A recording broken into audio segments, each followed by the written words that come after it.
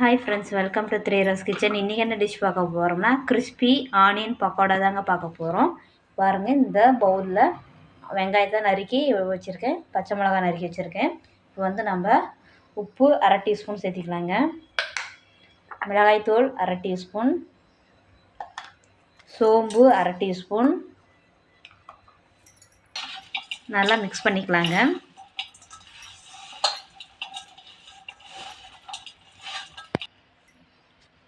ஒரு கப் கடலை மாவு ஆட் பண்ணிக்கலாங்க, அரை கப் அரிசி மாவு ஆட் பண்ணிக்கலாங்க,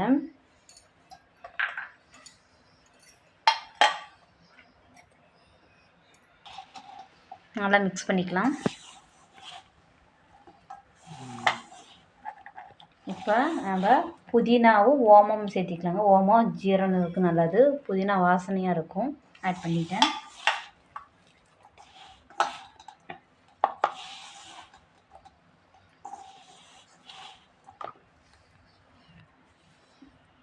இஞ்சி பூண்டு விழுது ஒரு டீஸ்பூனுங்க, கருவேப்பிலை ஆட் பண்ணிக்கலாங்க, நெய் ஒரு ஸ்பூன் ஆட் பண்ணியிருக்கேங்க. நல்லா மிக்ஸ் பண்ணிக்கலாம்.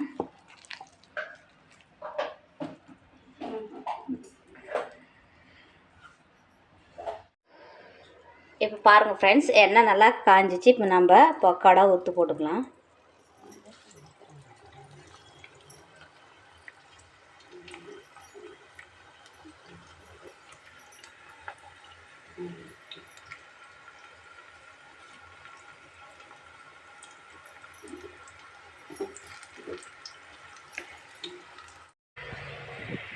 இப்போ பாருங்கள் ஃப்ரெண்ட்ஸ், நல்லா வெந்துருச்சு பக்கோடா. இப்போ அந்த சலசலப்பு தன்மை அடைஞ்சிச்சு. இப்போ வந்து நம்ம எடுத்துடலாம்.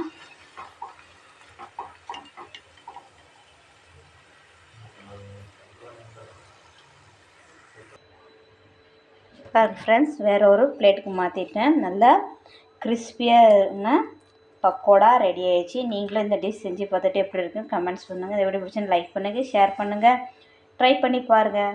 Bye friends.